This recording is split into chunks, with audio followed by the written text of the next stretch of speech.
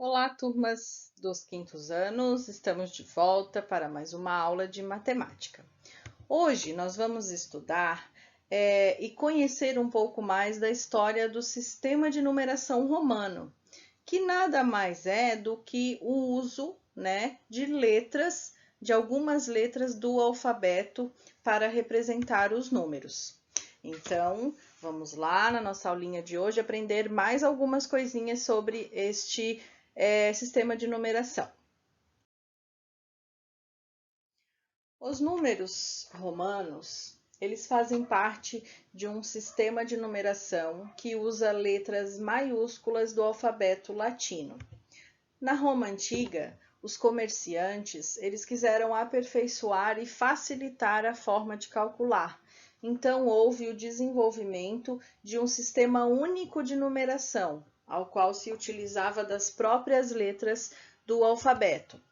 Uma particularidade bem interessante aqui é a ausência do zero, né? Os romanos eles não tinham conhecimento desse número. Portanto, na composição dos números, o algarismo romano, são empregadas somente 7 letras maiúsculas do alfabeto latino, que são elas: o I, o V, o X, o L, o C, o D e o M. Na atualidade, ainda usamos bastante os números romanos. Eles são usados principalmente na indicação de séculos e para indicar nomes nobres, né? Pessoas importantes, e também na numeração de capítulo. Conforme segue aqui em cima os dois exemplos.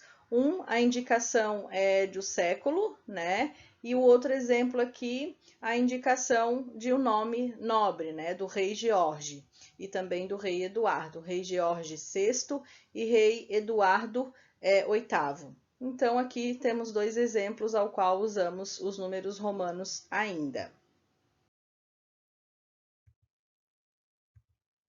Algarismos romanos. Aqui a prof colocou uma imagem para vocês observarem, né?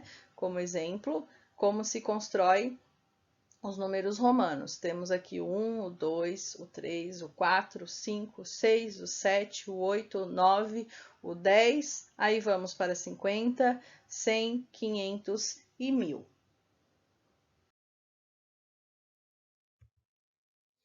Vamos conhecer algumas regras sobre a numeração romana? Não existe um símbolo que represente o algarismo zero, conforme a gente já tinha conversado lá no início. As letras I, X, C e M podem ser repetidas no máximo 3 vezes consecutivas. Com essa regra e aquela tabelinha que a gente mostrou ali no slide anterior, vejamos como podemos escrever alguns números romanos. Aqui segue a tabelinha como um exemplo para vocês, ó. Número 1, número 2, aí o número 10, número 20, 100 e o 1000.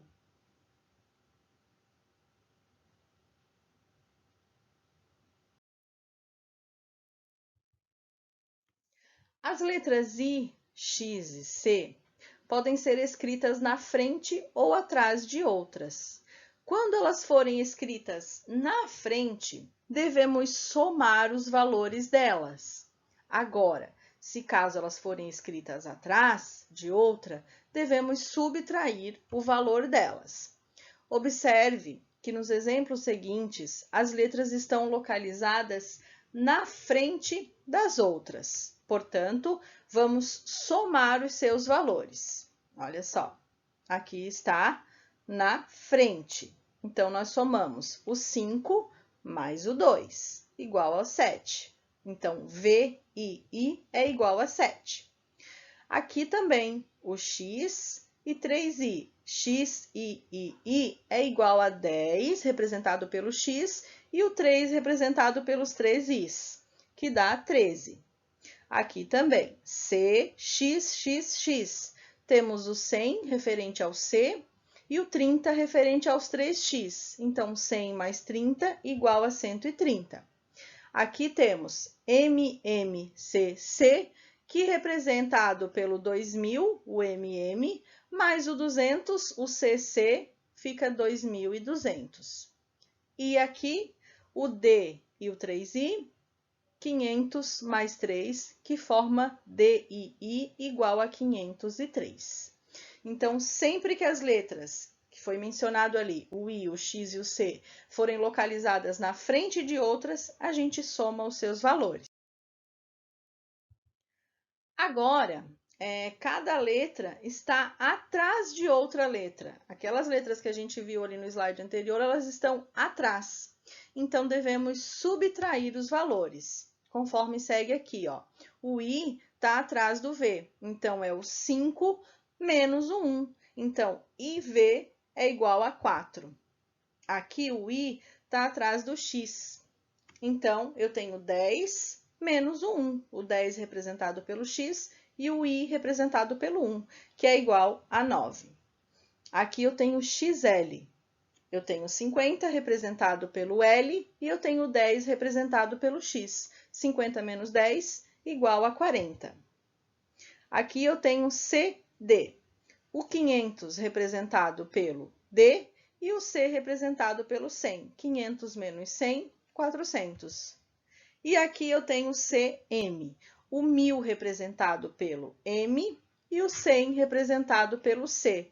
Então, CM é igual a 900.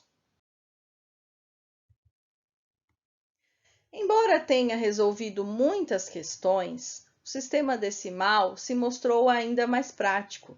É o que se tornava complicado, né? É que se tornava complicado, na verdade, dividir números grandes dessa forma. Por isso, atualmente, os números romanos servem para numerar capítulos, indicar nomes de papas, de joias ou os indicadores das horas nos relógios. Hoje, o nosso sistema de numeração, que usamos, né, na matemática, é o sistema de numeração decimal, que é 1, 2, 3, 4 e assim por diante. E usamos também o sistema de numeração romana ainda em relógios, nomes de papas, né? Aqui eu coloquei a imagem do João Paulo II, e também em joias, né? Quando é grafado lá nas joias os números romanos.